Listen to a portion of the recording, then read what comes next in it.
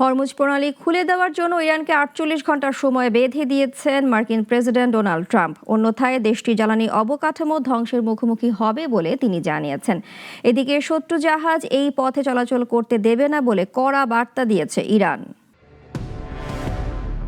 মধ্যপ্রাচ্য যুদ্ধের কারণে গুরুত্বপূর্ণ সমুদ্রপথ হরমুজ প্রণালী এখন কার্যত বন্ধ রয়েছে। ইরানের পররাষ্ট্রমন্ত্রী আব্বাস আরাগচি জানিয়েছেন, তেহরান কেবল সেই সব দেশের জাহাজের ওপর বিধিনিষেধ আরোপ করেছে যারা ইরানের ওপর হামলায় জড়িত। তবে যারা এই সংঘাত থেকে দূরে রয়েছে তাদের জাহাজ চলাচলে ইরান সব ধরনের সহযোগিতা করবে। হরমুজ প্রণালী খুলে দিতে এবার ইরানকে সময় বেঁধে দিলেন মার্কিন প্রেসিডেন্ট ডোনাল্ড ট্রাম্প।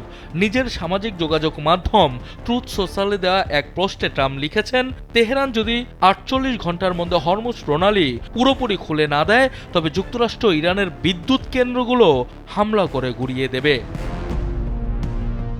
আর ট্রাম্পকে পাল্টা হুঁশিয়ারি দিয়ে ইরানের সেনাবাহিনী বলছে, এ অঞ্চলে মার্কিন ও সংশ্লিষ্ট শাসক চক্রের মালিকানাধীন জ্বালানি এবং পানি বিশুদ্ধকরণ স্থাপনাগুলো তাদের হামলার লক্ষ্যবস্তু হবে। এদিকে ট্রাম্পের হুঁশিয়ারির মাত্র কয়েক ঘন্টা আগে দক্ষিণ ইসরায়েলে ইরানের দুটি ক্ষেপণাস্ত্র আঘাত হানে। যুদ্ধ শুরু হওয়ার পর এটি ছিল সবচেয়ে বিধ্বংসী হামলা, যাতে শতাধিক মানুষ আহত হয়েছেন। ইসরায়েলি সেনাবাহিনী এএফপিকে জানিয়েছেন, দিমোনোর একটি ভবনে ক্ষেপণাস্ত্র সরাসরি আঘাত এনেছে। উদ্ধারকারীরা জানিয়েছেন, আরাদ শহরে ৮৪ জন আহত হয়েছেন।